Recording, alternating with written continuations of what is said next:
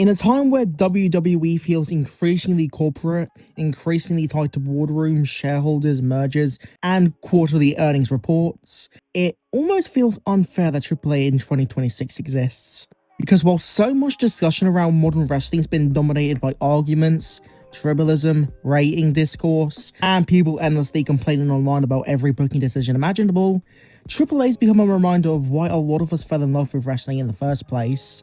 It's genuine, passionate, infectious fun, and all that on top of some of the best storytelling in wrestling we've seen in a long time. And I think a huge amount of credit goes to one man in particular, The Undertaker.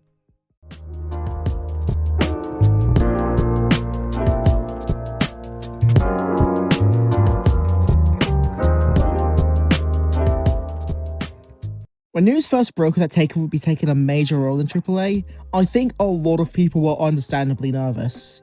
Wrestling history is filled with examples of outsiders coming into a promotion and trying to force it into becoming something that it was never meant to be. But that's the exact opposite of what happened. Undertaker's booking earned so much praise because he's done something surprisingly rare for a wrestling legend of his stature. He's listened. Instead of trying to turn AAA into WWE South, he's embraced what makes Lucha Libre special. The masks, the family legacies, the generational rivalries, the larger-than-life characters, the sense of mythology that hangs over everything. Undertaker's repeatedly talked about wanting to take a step backwards in order to move forwards, preserving the cultural identity of Lucha while improving the presentation, pacing, and structure around it. And that's exactly what AAA feels like right now. The heart and soul are still there, and so is the beautiful chaos, but it's all just been refined. Lucha Libre has always been something that's thrived on spontaneity and emotion, and AAA can still be wonderfully ridiculous. It can still be unpredictable, it can still have moments that make absolutely no sense but work perfectly when you're watching them, but now those moments feel like they're part of a bigger picture.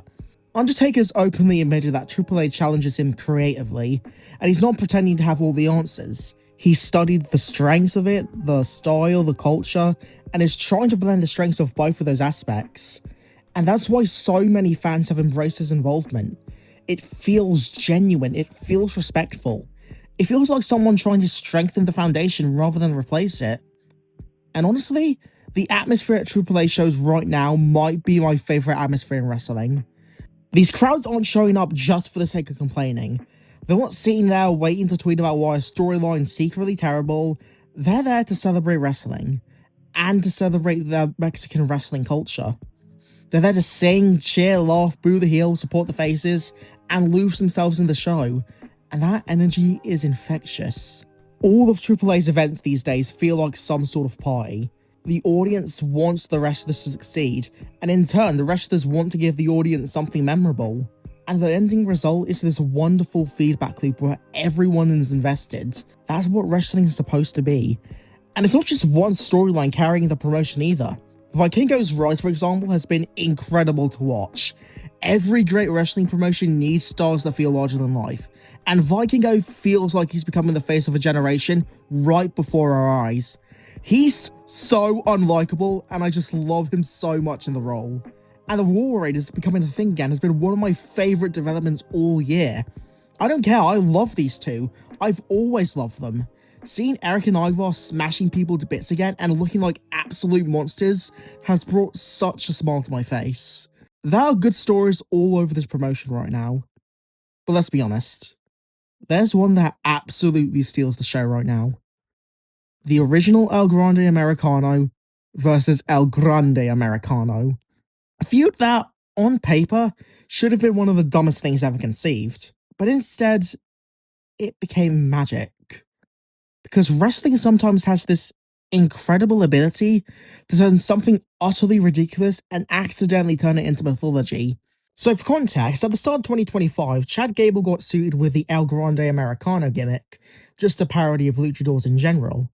But after Gable got injured in the midpoint, Ludwig Kaiser was given the gimmick of El Grande. And what initially seemed like a career killer for Kaiser soon turned him into probably the most over guy in wrestling right now. And once Gable eventually returned to the Royal Rumble and eliminated Kaiser, that's when the feud really kicked off, with Gable going to AAA and accusing Kaiser of stealing the character and vowing revenge to prove he's the real El Grande. What initially looked like a parody slowly evolved into something much bigger at this point. Gable, playing the original El Grande, became a symbol of wrestling's ridiculous stereotypes.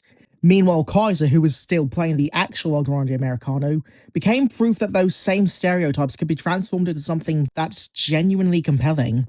The feud never abandoned its silliness, sure, but it just committed to it completely. And then, oh my god, that match. Look, I had doubts going in, and was it better than Okada versus Tanahashi? No, but being mentioned in the same breath as it is not a criticism, because oh my god, that was peak.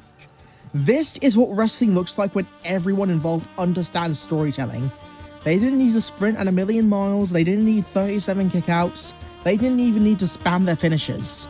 They got the crowd invested through emotion, through pacing, through struggle, through character. Both men's striking looked phenomenal, every comeback felt earned, every near fall felt important. And then we got moments like Ludwig literally using the crowd support as fuel to drag himself back to his feet. Oh my god, the storytelling! Bravo and Rhea, the Creed brothers getting involved. Those genuine fucking bastards. The original sitting on the top rope watching someone get put through a table with the biggest grin imaginable and still kicking out. Genuinely fuck the original El Grande in this match. And I mean that as the highest compliment possible, because Chad Gable was an absolutely phenomenal heel in this match. Every decision he made, every facial expression, every little piece of body language, he was perfect. And I loved the use of supporting characters throughout the match. Tyler and Dunn running out to stop the Creed brothers felt earned. The interference wasn't there to replace the wrestling, it enhanced it. Even the botches somehow made things feel more authentic because they added to the punishment they were taking. And the blood added so much as well. Not because it automatically makes the match better, it doesn't, but because it reinforced how personal this rivalry had become. It mattered. And you could feel that it mattered. And perhaps most importantly, listen to that crowd, seriously. Listen to them. For over 30 minutes, they bought into every single moment. Every comeback, every tease, every near fall, every twist. And when the finish came, the reaction was enormous. That is professional wrestling. That's the art form at its absolute best. Two performers, one story. Thousands of people emotionally invested in every second. And then the post-match angle. Gable finally unmasking, stepping aside, and passing the mantle of Mexico's hero to Kaiser. Fucking yes, that is perfect! If I had to be honest though, my only real criticism with it is the commentary.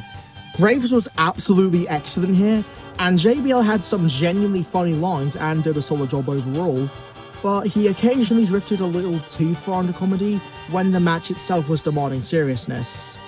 And look, I love Ray as much as everyone else, but he didn't really add much, sadly. Still, those are only minor complaints. This wasn't as good as Tanahashi's retirement, but that's hardly an insult. I still consider this match a perfect 10 out of 10. And honestly, that's the perfect way to describe AAA this year. It feels like a promotion that's remembered what wrestling's meant to be. Not content, not discourse, not engagement farming, not endless arguments online. Wrestling, stories, characters, emotion, culture, passion and fun. Undertaker deserves enormous credit for helping create that environment. Not just because he's transformed AAA into something different, but because he's helped it become a better version of itself.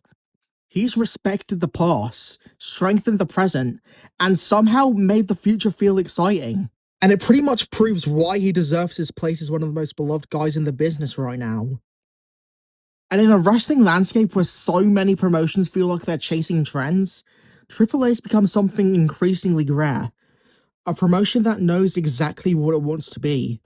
And right now, it's absolutely thriving.